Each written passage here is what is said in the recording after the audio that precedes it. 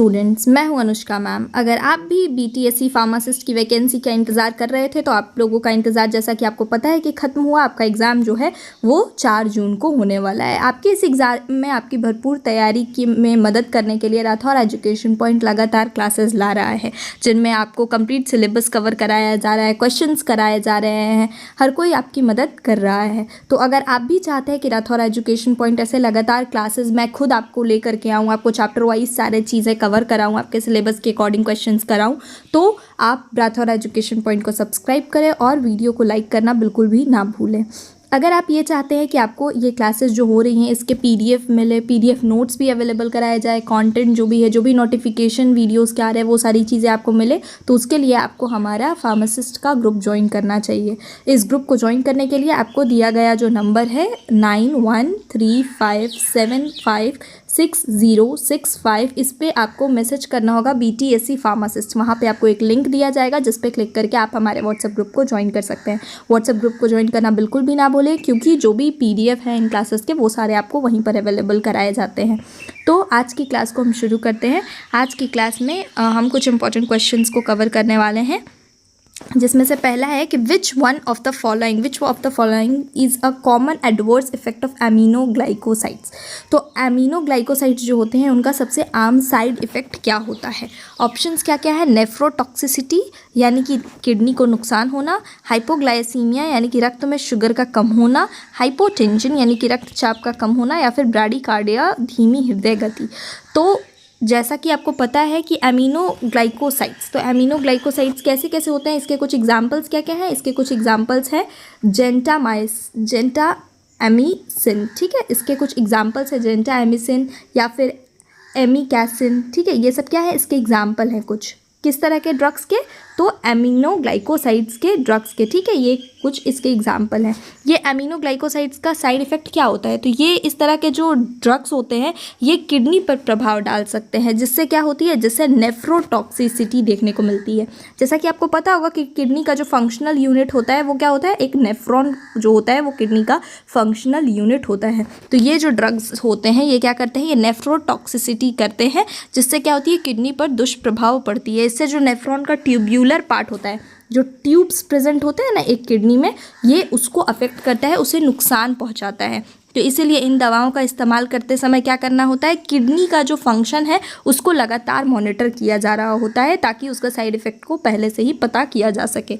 ठीक है, अगला क्वेश्चन है what is the primary role of clinical pharmacy. Clinical pharmacy का सबसे प्राइमरी रोल क्या है? ऑप्शंस क्या क्या हैं? ड्रग मैन्युफैक्चरिंग, दवाओं का निर्माण करना, patient counselling and medication management, मरीजों को सलाह देना और दवा प्रबंधन कराना, सेलिंग मेडिसिन, दवाएं बेचना, या फिर रिसर्च ऑन ड्रग फॉर्मुलेशन, दवा निर्माण पर शोध करना। तो इसका सही आंसर क्या है? इसका सही आंसर है कि क्लिनिकल फार्मेसी जो है उसका प्राइमरी रोल यानी मुख्य भूमिका जो है वो मरीजों को सलाह देना और दवा प्रबंधन का सारा व्यवस्था देखना, ये होता है। तो इसका सही आंसर है patient counselling and medication management. ठीक है, अगला क्वेश्चन देखते हैं। अगला क्वेश्चन है which of the following drugs is Contra indicated in pregnancy. निम्नलिखित में से कौन सी दवा जो है वो गर्भावस्था में वर्जित होती है? तो जैसा कि आपको पता होगा कि प्रेगनेंसी के दौरान क्या होता है, बेबी जो होता है यानी जो बच्चा पेट में पल रहा होता है गर्भ में, वो माँ के थ्रू यूम्बिकल कॉर्ड से और प्लेसेंटा से जुड़ा होता है। ठीक है, तो जब बच्चा जुड़ा हुआ है तो माँ जो खा पी रही है, जो भी चीज़ें अपने शरीर में ले रही है, उसका डायरेक्ट असर जो है वो बच्चे पे भी देखने को मिलता है, जिसके वजह से बच्चे में कुछ भी डिफ़ॉल्ट हो सकता है, बच्चे में बचपन से ही कुछ बीमारियां हो सकती हैं। इन सभी चीज़ों को रोकने के लिए, इन सभी चीज़ों जो बीमारियां या जो ड्रग्स के वजह से हो सकती है, वो सारी चीज़ों को प्रेगनेंसी में बंद कर दिया जाता है। प्रेगनेंसी में किसी भी तरह की जो दवाइयाँ होती हैं बाहर से, वो डॉक्टर की सलाह पे ही लेने को कहा जाता है। तो ऐसा कौन सा दवा है जो कि बिल्कुल ही वर्जित होता है प्रेगनेंसी के दौरान? ऑप्शन क्या क्या है? पैरासीटामोल, वारफेरिन, इंसुलिन, या फिर एमॉक्सिलिन। तो इसका सही आंसर क्या है? इसका सही आंसर है वारफेरिन। वारफेरिन बिल्कुल ही वर्जित होता है, क्योंकि क्या है, ये एक एंटीकोएगुलेंट होता है। ठीक है, ये क्या होता है, ये एक एंटीकोएगुलेंट टाइप का ड्रग होता है। ठीक है, ये क्या करता है, ये गर्भावस्था में भ्रूण को यानी कि जो बच्चा पेट में पल रहा है, फीटस, उसको नुकसान पहुंचा सकता है, इसलिए इसे गर्भवती महिलाओं में नहीं दिया जाता। ठीक है, अगला क्वेश्चन है what is the normal therapeutic range of digoxin. Digoxin, ठीक है। डिगॉक्सिन का सामान्य चिकित्सीय सीमा क्या होता है, ठीक है।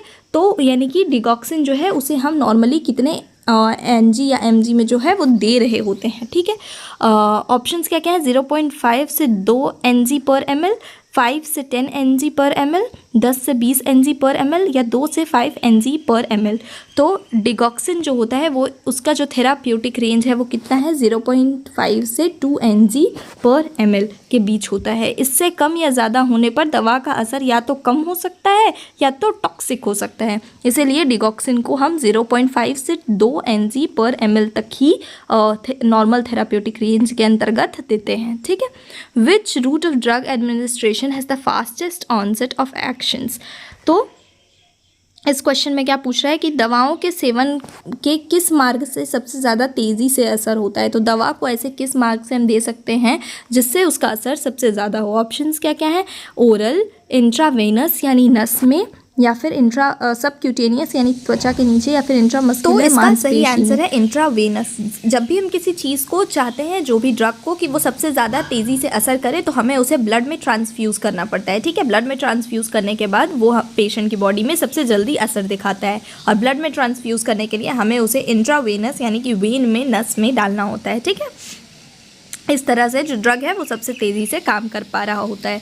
Which of the following antibiotics is bacteriostatic. तो ऐसा कौन सा एंटीबायोटिक इन निम्नलिखित में से है जो कि बैक्टीरिया की वृद्धि को रोकता है, यानी कि बैक्टीरियोस्टैटिक का काम करता है। ऑप्शंस क्या क्या है, पेनिसिलिन, टेट्रासाइक्लिन, जेंटामिसिन या फिर सिप्रोफ्लॉक्सासिन। तो इसका सही आंसर है टेट्रासाइक्लिन। टेट्रासाइक्लिन जो है वो बैक्टीरियोस्टैटिक का काम करता है, यानी कि बैक्टीरिया की ग्रोथ को रोकता है। वहीं जो पेनिसिलिन और जेंटामिसिन है, ये दोनों किस तरह के हैं, तो ये दोनों बैक्टीरिसिडिल है, ठीक है। ये दोनों बैक्टीरिसिडिल हैं, यानी कि ये बैक्टीरिया को मारने का काम करते हैं। अगर 100 बैक्टीरियाज हैं पेशेंट की बॉडी में, तो ये टेट्रासाइक्लिन जो है ये +1 होने से रोकता है, यानी कि ये बढ़ने नहीं देता। जबकि पेनिसिलिन और जेंटामिसिन जो है ये 100 को मारने का काम करते हैं, ठीक है। इस तरह से आई होप कि आपको इन दोनों में से फ़र्क समझ में आ रहा होगा, किसी भी तरह की कोई कन्फ्यूज़न नहीं होगी। What is the antidote for paracetamol overdose.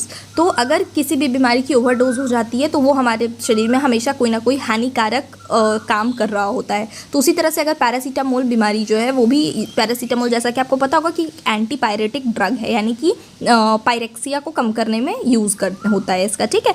तो इसका अगर ओवरडोज हमारे शरीर में हो जाए, यानी कि पेशेंट इसको बहुत ज़्यादा मात्रा में कंज्यूम कर ले, तो उससे किस तरह के साइड इफेक्ट देखने को मिल सकते हैं। तो उससे उसका लीवर जो है वो डैमेज हो सकता है। ये लीवर पे जो होता है वो डैमेजिंग का काम करता है, ठीक है, अगर इसका ओवरडोज हो तो इसका ओवरडोज को रोकने के लिए हम जो प्रतिकारक यानी एंटीडोट का यूज़ करते हैं वो क्या होता है। ऑप्शंस क्या क्या है, एंट्रोपाइन, नालोक्सोन, एन एसिटाइल सिस्टीन या फिर विटामिन के। तो इसका सही आंसर है एन एसिटाइल सिस्टीन, ठीक है। अगला क्वेश्चन है, which of the following is not a route of drug administration. ऐसा कौन सा निम्नलिखित में से दवा देने का मार्ग नहीं है। ऑप्शन क्या क्या है, ओरल, सबलिंगुअल, इंट्रासेल्यूलर या इंट्रामस्कुलर। तो हम दवा को मुंह से भी दे रहे होते हैं, जीभ के नीचे रख करके भी कई दवा जो होती है वो जीभ के नीचे रखने से घुल जाती है और एब्जॉर्ब हो जाती है, ठीक है। अगला है इंट्रामस्कुलर, तो मांसपेशियों में भी सिरिंज नीडल के थ्रू जो है वो हम दवा दे रहे होते हैं। बट दवा देने का जो मार्ग नहीं है वो है इंट्रासेल्यूलर। हमारे बॉडी जो है वो पूरा का पूरा सेल से बनकर मिलकर बना हुआ है, ठीक है। हमारे बॉडी में अलग अलग तरह की सेल्स देखने को मिलती है, लेकिन कभी भी कोई ड्रग जो है वो डायरेक्टली सेल में नहीं इन्फ्यूज़ किया जाता। उसे हम हमेशा अपने बॉडी कैविटी में या ब्लड में डालते हैं, जहाँ से क्या है सेल्स उसे एब्जॉर्ब करते हैं, ठीक है। अगला क्वेश्चन है, which vitamin deficiency causes scurvy. Scurvy जो बीमारी है वो किस विटामिन की कमी से होती है। ऑप्शंस क्या क्या है, vitamin A, vitamin B12, vitamin C या विटामिन डी। तो इसका सही आंसर है विटामिन सी। विटामिन सी की कमी से स्कर्वी होती है। स्कर्वी एक बीमारी है जिसमें क्या होता है, गम्स यानी जो मसूड़े होते हैं ना, उनमें से ब्लीडिंग हो रही होती है, वो वीक हो जाते हैं, कमज़ोर हो जाता है, ठीक है। अगला क्वेश्चन है, which drug class does omeprazole belong to. तो ओमेप्राजोल जो है वो दवा के किस वर्ग में आता है, ठीक है। ऑप्शंस क्या क्या है, proton pump inhibitor, beta blockers, NSAIDs या फिर एंटीहिस्टामिन्स। तो इसका सही आंसर है ए, प्रोटोन पंप इनहिबिटर, ठीक है। ओमेप्राजोल जो होता है वो क्या करता है, पेट में जो एसिड बन रहे होते हैं, जैसा कि आपको पता होगा कि स्टमक में गैस्ट्रिक जूसेस बनते हैं, ठीक है, जिसमें एक एसिड HCl जो होता है वो प्रेजेंट होता है। तो ये जो प्रोटोन पंप इनहिबिटर्स होते हैं ये क्या करते हैं, ये ओमेप्राजोल प्रोटोन पंप इनहिबिटर की श्रेणी में आता है, जो कि पेट में एसिड की मात्रा को कम करता है, ठीक है। ये पेट में जो HCl बन रहा है उसे कम कर रहा होता है। अगला क्वेश्चन है which of the following drug is commonly associated with QT interval prolongation, यानी कि निम्नलिखित में से कौन सी दवा जो है वो क्यूटी इंटरवल को बढ़ाने के लिए जानी जाती है। ऑप्शंस क्या क्या है, एमियोडेरोन, मेटाफॉर्मिन, डिगॉक्सिन या फिर फ्यूरोसिमाइड। तो इसका सही आंसर क्या है, इसका सही आंसर है एमियोडेरोन। एमियोडेरोन जो दवा है वो एक एंटी एरिमिटिक है, ठीक है, वो क्या है, एक एंटी एरिमिटिक है जो कि क्या करती है, जो कि हमारे बॉडी में जो क्यूटी इंटरवल है उसे बढ़ा सकती है, जिससे क्या होता है लाइफ थ्रेटनिंग एरेमिथियाज बीमारी जो है वो हो सकती है, जिसका खतरा बढ़ जाता है। इसलिए क्या होता है, इसमें ईसीजी मॉनिटरिंग करना बहुत ज़रूरी होता है, यानी कि पेशेंट की जो हार्ट बीट है, जो पल्स है, उस पर लगातार निगरानी की जाती है ईसीजी के थ्रू, जिसे हम इलेक्ट्रोकार्डियोग्राफ भी कहते हैं, ठीक है। अगला क्वेश्चन है what is the mechanism of action of warfarin. तो वारफेरिन जो ड्रग है उसका कार्य प्रणाली क्या है, ठीक है। ऑप्शंस क्या क्या है, विटामिन के एंटागोनिस्ट यानी कि विटामिन के का विरोधी, प्लेटलेट एग्रीगेशन इनहिबिटर यानी कि प्लेटलेट एग्रीगेशन को रोकने वाला, डायरेक्ट थ्रोम्बिन इनहिबिटर यानी कि प्रत्यक्ष थ्रोम्बिन इनहिबिटर, या फिर फिब्रिनोलाइटिक एजेंट। तो इसका सही आंसर क्या है, इसका सही आंसर है विटामिन के एंटागोनिस्ट। वारफेरिन जो होता है वो विटामिन के का विरोधी होता है, ये विटामिन के उपयोग को रोकता है। जैसे कि क्लॉटिंग फैक्टर, विटामिन के जो है, जैसा कि आपको पता होना चाहिए कि विटामिन के का जो है वो ब्लड क्लॉट करने में एक बहुत ही महत्वपूर्ण रोल होता है, ठीक है इसका। तो वारफेरिन जो है वो विटामिन के का विरोधी है, तो ये क्या करता है, ये क्लॉटिंग फैक्टर, जैसे कि क्लॉटिंग फैक्टर्स में जो आपको पता होगा ना कि टोटल 14 क्लॉटिंग फैक्टर्स होते हैं, तो उसमें से जो clotting factor 2, clotting factor 7, clotting factor 9 और क्लॉटिंग फैक्टर 10 जो है, इन सभी के क्या करता है, इन सभी फैक्टर्स के उत्पादन के लिए ज़रूरी होता है विटामिन के। तो जो वारफेरिन है वो क्या करता है, वो इसके ये को रोकता है, ठीक है।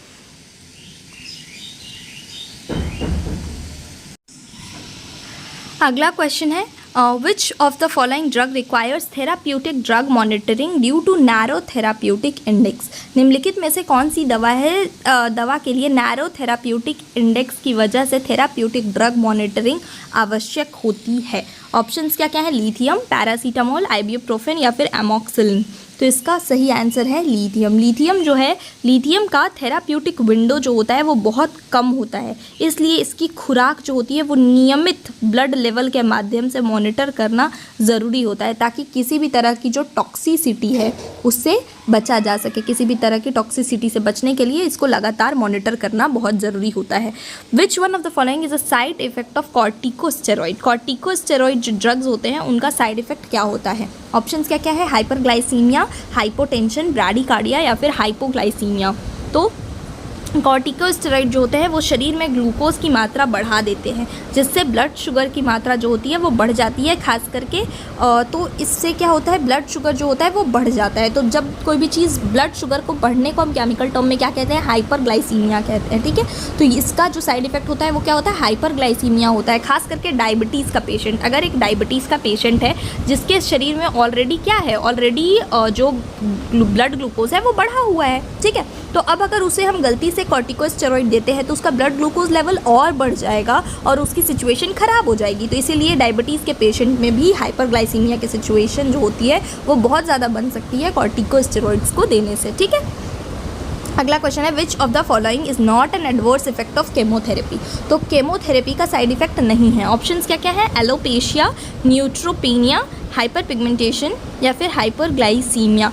तो कौन सा ऐसा है जो कि साइड इफ़ेक्ट नहीं है केमोथेरेपी का, वो है हाइपरग्लाइसीमिया, ठीक है। हाइपरग्लाइसीमिया जो है वो साइड इफ़ेक्ट नहीं है। बाकी केमोथेरेपी से जो है वो बाल झड़ना भी कॉमन होता है, न्यूट्रोपीनिया भी होता है, त्वचा का काला होना भी हो सकता है। केमोथेरेपी क्या है, इसके बहुत सारे कॉमन साइड इफ़ेक्ट्स होते हैं। न्यूट्रोपीनिया का मतलब क्या होता है, न्यूट्रोपीनिया का मतलब होता है WBCs का कम होना, ठीक है। न्यूट्रोपीनिया का मतलब होता है WBCs का कम होना। तो बाल झड़ना, WBC का कम होना, त्वचा का रंग काला होना, ये सारी चीज़ें इसके साइड इफ़ेक्ट के अंतर्गत आती हैं। लेकिन हाइपरग्लाइसीमिया जो है यानी कि ग्लूकोज लेवल बढ़ जाना, ये आमतौर पर केमोथेरेपी से नहीं होता। अगला क्वेश्चन है which class of drug is used as first line of treatment for type 2 diabetes. तो टाइप 2 डायबिटीज़ के इलाज के लिए कौन सा दवा श्रेणी पहली पसंद होती है। ऑप्शंस क्या क्या है, सल्फोनाइल यूरियाज या फिर बिग्यूनाइडीज या फिर थाइएजोलाइनिडियोन्स या फिर इंसुलिन। तो इसका सही आंसर क्या है? इसका सही आंसर है बाइग्यूनाइडीज। ये जो है बिग्यूनाइडीज जो है, इनमें इसका एग्जाम्पल क्या होता है? इसका एग्जाम्पल में आता है मेटफॉर्मिन। ठीक है, मेटफॉर्मिन इसका एक टाइप ऑफ ड्रग है। ठीक है, इसका ड्रग का एक एग्जाम्पल है मेटफॉर्मिन। ये क्या करता है? ये उस वर्ग का हिस्सा है जो डायबिटीज़ 2 के टाइप 2 डायबिटीज़ के लिए पहली पसंद की दवा होती है, क्योंकि यह इंसुलिन की संवेदनशीलता को बढ़ाता है और ग्लूकोज उत्पादन को कम करता है। ठीक है, अगला क्वेश्चन क्या है? अगला क्वेश्चन है what is the official term for the process of preparing and dispensing medicine. दवाएं तैयार करने का और वितरण करने का आधिकारिक प्रतिक्रिया को क्या कहा जाता है? ऑप्शंस क्या क्या है? फॉर्मुलेशन, कंपाउंडिंग, डिस्पेंसिंग या फिर मैन्युफैक्चरिंग। तो इसका सही आंसर क्या है? इसका सही आंसर है डिस्पेंसिंग। ठीक है, डिस्पेंसिंग का मतलब होता है दवाओं को मरीजों को उनकी सही खुराक और जानकारी के साथ देना। ये फार्मेसी का सबसे महत्वपूर्ण काम है। ठीक है, which one of the following is not a dosage form. निम्नलिखित में से कौन सा दवा का डोज फॉर्म नहीं है? ऑप्शन क्या क्या है? टैबलेट, गोली, कैप्सूल, सिरप या फिर प्रिस्क्रिप्शन। तो इसका सही आंसर है प्रिस्क्रिप्शन। ठीक है, प्रिस्क्रिप्शन दवा लेने की डॉक्टर की लिखित सलाह होती है, डोज फॉर्म नहीं है। ये किसी भी तरह का डोसेज फॉर्म नहीं है। डोज फॉर्म में क्या क्या आता है? टैबलेट, कैप्सूल, सिरप, ये तीनों चीज़ें जो है वो डोज फॉर्म में आ रही होती हैं। अगला क्वेश्चन है what is the purpose of excipients in a tablet. गोली में एक्सिपिएंट्स का उद्देश्य क्या होता है? ऑप्शंस क्या क्या है? To act as active ingredients यानी कि सक्रिय घटक के रूप में, to provide bulk and aid in tablet formation गोलियों के निर्माण में सहायक, टू गिव कलर ओनली केवल रंग देने के लिए, या टू रिड्यूस ड्रग इफेक्ट दवा के प्रभाव को कम करने के लिए। तो इसका सही आंसर है to provide bulk and aid in tablet formation, गोलियों के निर्माण में सहायक होता है। ठीक है, एक्सिपेंट्स इनएक्टिव इंग्रेडिएंट होते हैं। एक्सिपेंट्स क्या होते हैं? एक्सिपेंट्स एक इनएक्टिव इंग्रेडिएंट होते हैं। ठीक है, जो कि दवा को सही आकार, स्थिरता और बेहतर उपयोग के लिए मदद करते हैं। ये क्या करते हैं? ये दवा को सही आकार देते हैं, स्थिरता देते हैं और बेहतर उपयोग के लिए मदद करते हैं। अगला क्वेश्चन है which of the following is a liquid dosage form. निम्नलिखित में से कौन सी दवा तरल रूप में होती है? ऑप्शंस क्या क्या है? ऑइंटमेंट यानी मलहम, सस्पेंशन या फिर टैबलेट या फिर कैप्सूल। तो इसका सही आंसर क्या है? इसका सही आंसर है सस्पेंशन। सस्पेंशन एक तरल डोज फॉर्म है जिसमें दवा का कण तरल में तैर रहा होता है। इसमें जो दवा का कण होता है वो किस में तैर रहा होता है? तरल यानी लिक्विड में जो होता है वो तैर रहा होता है। इसे क्या करते हैं? अच्छे से हिलाकर जो होता है यूज़ करना होता है। ये जो इस बॉटल में आता है उसे अच्छे से शेक करना होता है यानी कि हिलाना होता है और फिर यूज़ करना होता है। अगला क्वेश्चन है which organ is primarily responsible for drug metabolism. Drug के मेटाबॉलिज्म के लिए मुख्य जिम्मेदार अंग कौन सा है? ऑप्शंस हैं किडनी, यकृत यानी लीवर, हृदय या फिर फेफड़े। तो इसका सही आंसर है यकृत, लीवर। लीवर जो है वो शरीर में दवाओं को तोड़कर उनके प्रभाव को कम या ख़त्म करने का काम करता है। डिटॉक्सिफिकेशन जो कि है वो किसका? लीवर का एक मेन रोल है डिटॉक्सिफिकेशन करने का। ये जो भी हार्मफुल चीज़ें यानी हानिकारक चीज़ें हमारे बॉडी में होती हैं उन्हें कम या ख़त्म करने का काम जो होता है वो किसका होता है? लीवर का होता है। तो इसीलिए दवा के मेटाबॉलिज्म में लीवर का सबसे मेन रोल होता है। What is the term for the amount of drug that reaches systematic circulation after administration? किस दवा की मात्रा को सिस्टमैटिक सर्कुलेशन में पहुंचने के बाद कहा जाता है? ऑप्शंस क्या क्या है? Bio availability, half life, clearance या फिर डिस्ट्रीब्यूशन। तो इसका सही आंसर है बायो अवेलेबिलिटी। बायो अवेलेबिलिटी क्या दर्शाता है? तो बायो अवेलेबिलिटी उस दवा की मात्रा को दर्शाता है जो शरीर के रक्त प्रवाह में पहुंचती है और प्रभाव करती है, उसे हम क्या कहते हैं? बायो अवेलेबिलिटी कहते हैं। विच route of drug administration bypasses the first pass metabolism. ठीक है, तो ये क्वेश्चन पूछ रहा है कि किस दवा देने के तरीके में फर्स्ट पास मेटाबॉलिज्म यानी कि यकृत में दवा का पहला टूटना को टाला जाता है। ठीक है, किस दवा को देने का तरीका ऐसा है जिसमें फर्स्ट पास मेटाबॉलिज्म यानी यकृत में दवा का पहला टूटना उसको टाल दिया जाता है? ऑप्शंस क्या क्या है? ओरल, मुंह से, इंट्रावेनस आईवी नस में, रेक्टल यानी कि मलाशय में, या फिर सबलिंगुअल जीभ में। तो इसका सही आंसर क्या है? इसका सही आंसर है सबलिंगुअल, जीभ के नीचे। इसमें क्या होता है, सबलिंगुअल रूट से जब हम दवा देते हैं तो दवा सीधे रक्त में अवशोषित होता है, यानी कि एब्जॉर्ब होता है। सीधे कहाँ एब्जॉर्ब होता है? ब्लड में एब्जॉर्ब होता है, जिससे यकृत का पहला टूटना यानी फर्स्ट पास इफेक्ट जो होता है वो नहीं होता है। ठीक है, अगला क्वेश्चन है what is the primary purpose of placebo in clinical trials. तो क्लिनिकल ट्रायल्स में प्लेसिबो जो है उसका मुख्य उद्देश्य क्या होता है? ऑप्शन है टू प्रोवाइड एक्टिव ट्रीटमेंट, या फिर टू प्रोवाइड एक्टिव ट्रीटमेंट यानी कि सक्रिय उपचार देना, to act as control for comparison तुलना के लिए नियंत्रण के रूप में, या फिर साइड इफेक्ट का इलाज करना, या फिर दवा के अवशोषण को तेज़ करना।